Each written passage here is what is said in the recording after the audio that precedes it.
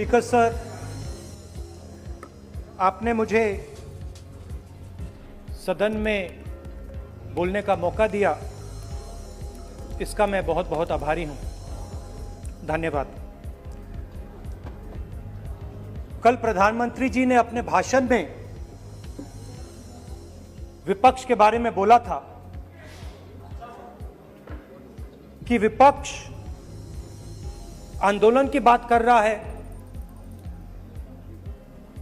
मगर जो कृषि कानून है उनके कंटेंट के बारे में और उनके इंटेंट के बारे में विपक्ष नहीं बोल रहा है। तो मैंने सोचा आज प्रधानमंत्री जी को खुश करें और जो 3 किसान के बिल हैं, खेती के बिल हैं, उनके कंटेंट का और इंटेंट का की बात करें। हाँ, बजट पे बोलेंगे। आप शांत हो जाइए प्लीज। किसान का मुद्दा भी बजट का मुद्दा है, आप उनका आदर कीजिए।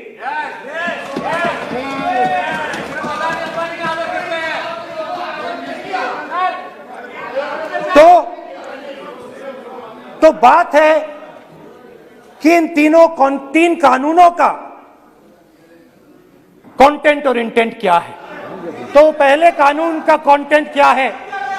पहले कानून का कंटेंट है कि कोई भी व्यक्ति देश में कहीं भी कितना भी अनाज, सब्जी, फल खरीद सकता है, जितना भी खरीदना चाहता है खरीद सकता है। तो अगर खरीदी देश में अनलिमिटेड खरीदी होगी तो मंडी में कौन जाएगा? मंडी में कौन जाके खरीदेगा? तो पहले कानून का कंटेंट मंडी को खत्म करने का है। इसका लक्ष्य मंडी को खत्म करने का है। दूसरे कानून का कंटेंट क्या है कि बड़े से बड़े उद्योगपति जितना भी अनाज, जितना भी फल, जितनी भी सब्जी स्टोर करना चाहते हैं वो स्टोर कर सकते हैं, कोई लिमिट नहीं। जितना वो होल्ड करना चाहते हैं कर सकते हैं। दूसरे कानून का कंटेंट एसेंशियल कमोडिटीज एक्ट को खत्म करने का।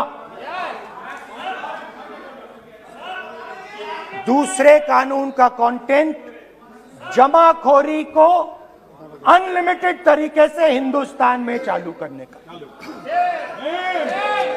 अब तीसरा भी कानून है। तीसरा कानून का कंटेंट जब एक किसान हिंदुस्तान के सबसे बड़े उद्योगपति के सामने जाकर अपने अनाज के लिए, अपनी सब्जी के लिए, अपने फल के लिए सही दाम मांगे तो उसे अदालत में नहीं जाने दिया जाएगा। तीसरे कानून का कंटेंट, आपको याद होगा सालों पहले फैमिली प्लानिंग का एक नारा था, आपको याद होगा, हम 2 हमारे 2। अब मैं इंटेंट की बात करता हूं, कानून के इंटेंट की बात। आज क्या हो रहा है, जैसे कोरोना दूसरे रूप में आता है वैसे ही ये नारा दूसरे रूप में आया है। आज इस देश को 4 लोग चलाते हैं, हम 2 और हमारे 2।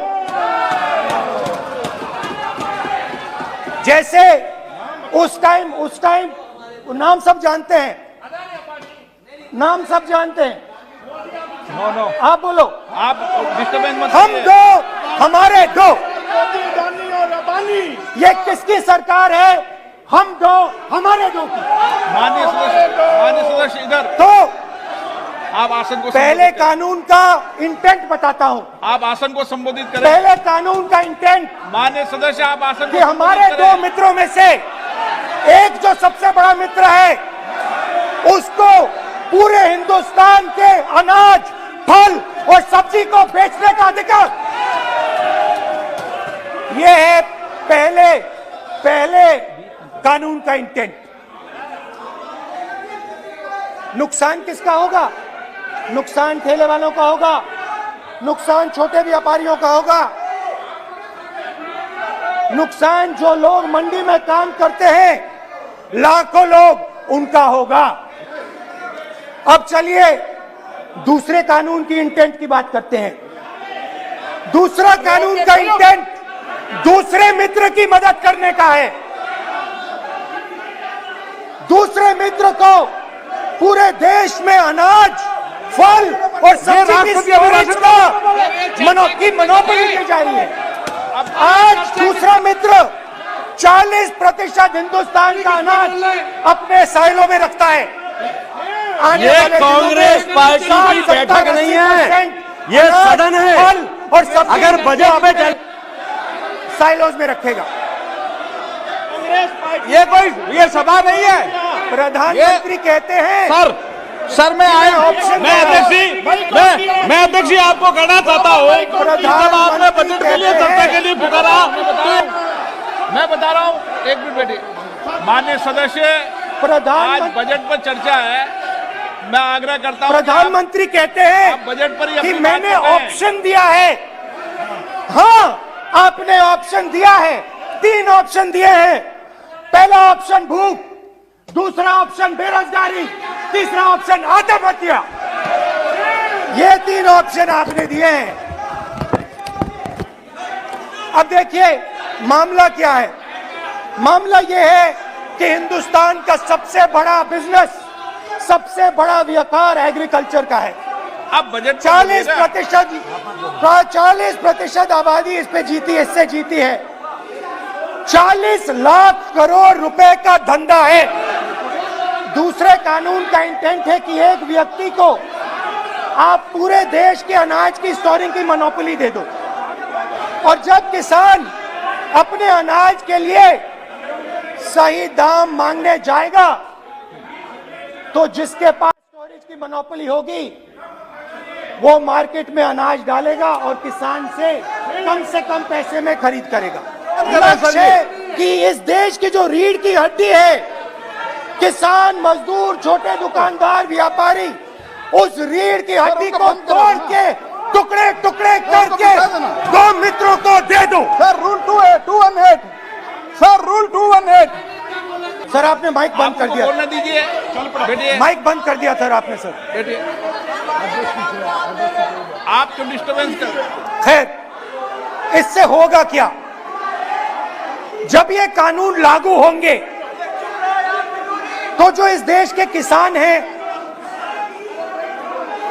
इस देश के मजदूर हैं, छोटे व्यापारी हैं, इनका धंधा बंद हो जाएगा। इनमें से किसानों की खेत चली जाएगी, किसान को सही दाम नहीं मिलेगा, छोटे दुकानदारों की दुकान बंद हो जाएगी, और सिर्फ 2 लोग, हम दो और हमारे 2 इस देश को चलाएंगे। हिंदुस्तान का फूड सिक्योरिटी का सिस्टम है वो नष्ट हो जाएगा, और पहली बार सालों बाद एक बार फिर पहली बार हिंदुस्तान के लोगों को भूख से मरना पड़ेगा। रूरल इकोनॉमी नष्ट हो जाएगी और ये देश रोजगार नहीं पैदा कर पाएगा। ये नई चीज नहीं है। ये आप मत सोचिए कि ये नया अटेम्प्ट है, पहला अटेम्प्ट है। ये पहला नहीं है। ये काम प्रधानमंत्री ने हम दो हमारे दो के लिए पहले नोटबंदी में शुरू किया था। पहली चोट नोटबंदी थी, आइडिया किया था गरीबों से, किसानों से, मजदूरों से उनका पैसा लो, बैंक में डालो और हम दो हमारे दो के जेब में डालो। स्मॉल मीडियम सेक्टर को खत्म कर दिया, किसानों को बर्बाद कर दिया। वहां नहीं रुके, फिर गए जीएसटी, गब्बर सिंह टैक्स,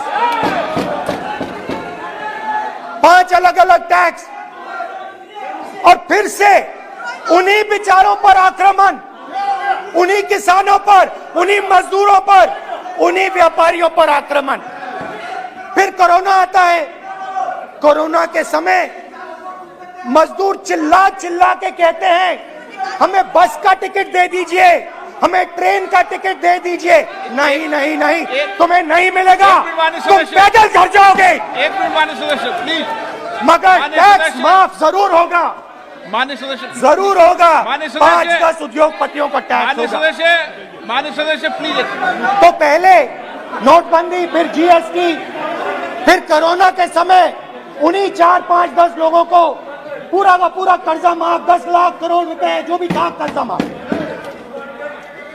मगर हुआ क्या? हिंदुस्तान का रोजगार का जो सिस्टम है, जो स्मॉल एंड मीडियम इंडस्ट्री है, वो खत्म हो गई। आज ये देश रोजगार नहीं पैदा कर सकता है, सीधी सी बात। और आज नहीं, कल भी ये देश रोजगार नहीं पैदा कर पाएगा, क्योंकि आपने इस देश की रीढ़ की हड्डी तोड़ दी है। किसान की, मजदूर की, छोटे दुकानदार की, स्मॉल मीडियम बिजनेस की रीढ़ की हड्डी तोड़ दी।